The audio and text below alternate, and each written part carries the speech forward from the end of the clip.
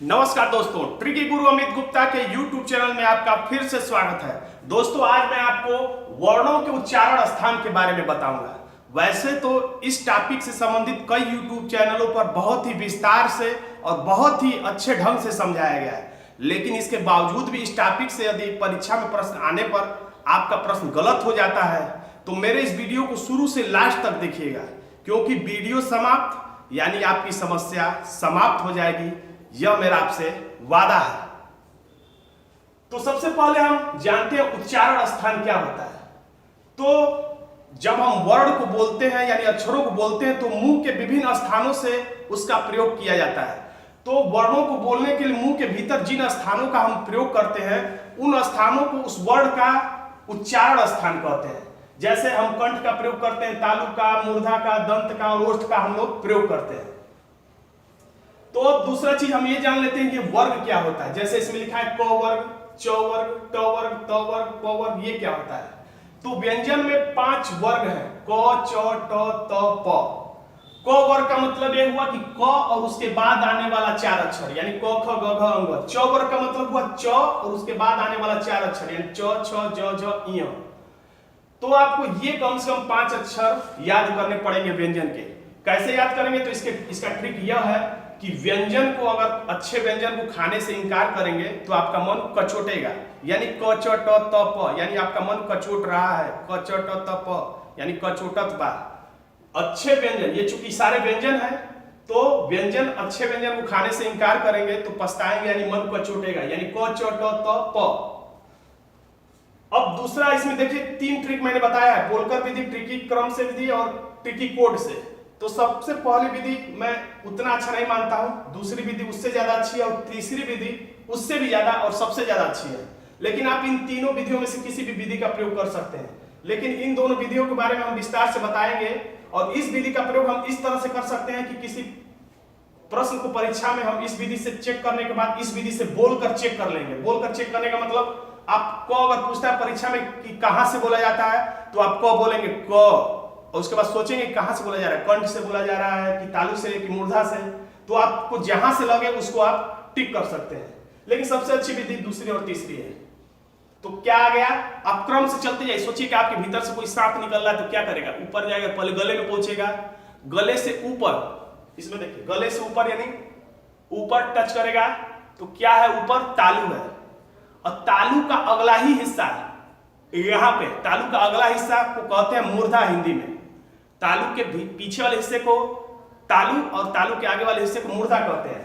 तो अब गले में अगर कोई सांप ऊपर जा रहा है तो यहाँ पे आएगा तो कंठ, यहाँ से अब ऊपर की तरफ चढ़ेगा तो तालु, और तालु से आगे बढ़ेगा यानी यहाँ पे आएगा आगे वाले भाग में तो मूर्धा, और फिर उसके बाहर आएगा तो उसको दांत मिलेगा, और दांत से जब सांप बाहर निकलेगा तो उसको ओठ मिलेगा।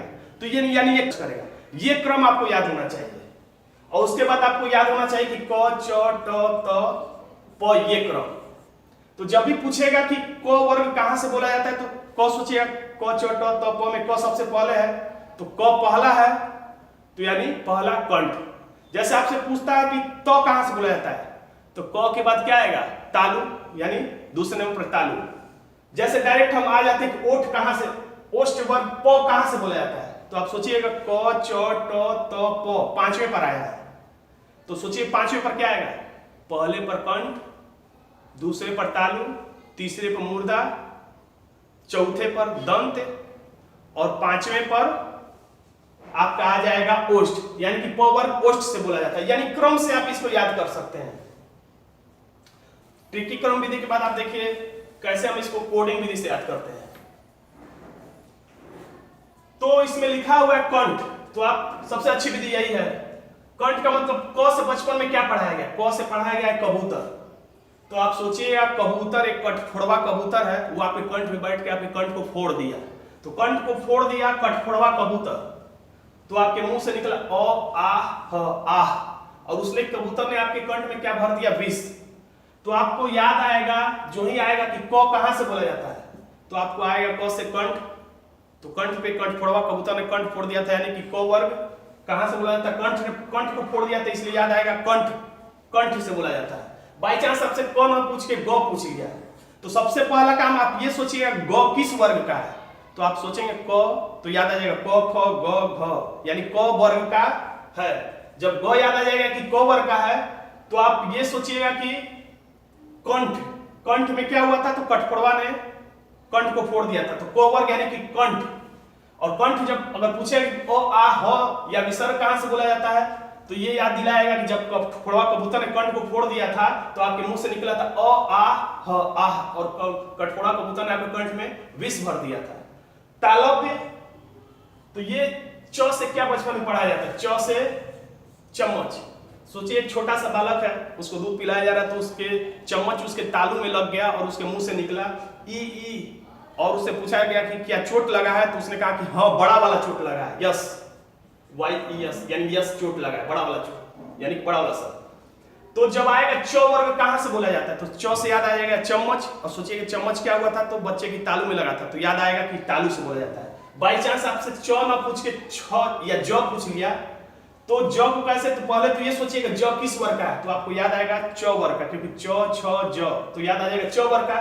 तो अब च से सोचिएगा कि क्या होता है, तो च से चम्मच, तो चम्मच से याद आएगा चम्मच कहाँ लगा था, तो बच्चे की तालू में, यानी कि तालू से बोला जाता है। तो ट से टमाटर, बचपन में पढ़ा जाता है ट से टमाटर। तो सोचिए एक मुर्दा है, लेटा हुआ है, और एक ऋषि जो तपस्वी है, ऋषि है, तांत्रिक है, वो एक मुर्दे के पेट में से टमाटर निकाल के खा रहा है। ये कहानी थोड़ा विभत्स है, लेकिन इससे आपको हमेशा याद रखेगा मुर्दा, यानी समझिएगा कि मुर्दे के पेट से टमाटर निकाल के एक सन्यासी खा रहा है। क्या, तो ट से अब जब भी आएगा ट कहां से बोला जाता है, तो सोचिएगा ट से क्या होता है, तो टमाटर, तो टमाटर से याद आएगा टमाटर कहां से निकला था, तो मुर्दे के पेट से क्या कौन खा रहा था, तो ऋषि। तो यानी कि री र स, यानी ऋषि क्या खा रहा था, टमाटर, कहां से, तो मुर्दे के पेट से। बाई चांस ट नहीं पूछा, इसने पूछ दिया कि ठ कहां से, ठ कहां से बोला जाता है, तो आप सोचिएगा पहले कि ट किस वर्ग, ठ किस वर्ग का है, तो याद आएगा ट ठ, यानी ट वर्ग का, क छ ट प का ट, यानी ट वर्ग का है ठ। तो जब ट वर्ग याद आ जाएगा, तो ट से सोचिएगा क्या होता है, तो ट से टमाटर, तो टमाटर कहां से, तो मुर्दा के पेट से, यानी मुर्दा, यानी कि मूर्धन्य है, यानी कि मूर्धा से बोला जाता है। और ऋषि कर रहा था ये काम, इसलिए री र स याद रखिएगा। दंत, तो त वर्ग कहां से बोला जाता है, दांत से, तो इसमें कहानी ये याद रखिएगा कि त से क्या बचपन में सिखाया जाता है, तरजुई। तो सोचिए एक व्यक्ति ऐसा है जो तरजुई दांत से उठाने का कोशिश कर रहा है 50 किलो का वजन, और इस कोशिश में उसके सारे दांत टूट गए, ये कहानी याद रखिएगा। तो जब टूट गए तो उसको उसने लाशा से सटा दिया। तो जो ही आएगा त वर्ग, यानी कि त कहां से बोला जाता है, या त न पूछ के थ भी पूछ देगा, या द भी पूछ देगा, या ध भी पूछ देगा। बाई चांस इसने ध पूछ दिया, तो पहला काम आप ये कोशिश करिए खोजने का कि ध किस वर्ग का है, ट वर्ग का, तो ट ठ ड ढ और नहीं, त वर्ग का, तो त थ द ध, हाँ त वर्ग का, यानी त वर्ग का जब पता चल जाएगा कि ध है, तो आप ये सोचिएगा त से क्या होता है, तो तरजुई, तो तरजुई से याद आएगा उसने दांत से तरजुई उठाया था, तो दांत टूट गया, यानी कि दांत से बोला जाता है। अगर उसमें पूछा जाता है कि ल स कहां से, ल या स कहां से बोला जाता है, तो लाशा, लाशा से क्या किया गया था, तो तरजुई से दांत टूटा था, तो सटाया गया था, तो याद आ जाएगा कि दांत से। अब प वर्ग, तो इसमें कहानी ये बनाइए कि प से सिखाया जाता है बचपन में पतंग। तो सोचिए कि हवा नहीं है और आप पतंग उड़ाना चाहते हैं, तो आप मुंह से फूक फूक के हवा उड़ा रहे हैं, पतंग उड़ा रहे हैं, ऐसे फूक फूक के पतंग को आसमान में उड़ा रहे हैं। तो जो भी जब भी आएगा प कहां से बोला जाता है, तो प से सोचिएगा क्या किया गया था, तो पतंग मुंह से, ओठ से फूक फूक के उड़ाया गया था। पतंग किस चीज से फूक के उड़ाया गया था, तो ओठ से फूक फूक के पतंग उड़ाया गया था। प न पूछे, फ पूछ ले, तो पहले ये पता करिएगा कि फ किस वर्ग का है, तो आपको याद आएगा, तो वर्ग सोचेंगे त थ द ध, नहीं प प फ, तो याद आ जाएगा कि प वर्ग का है फ।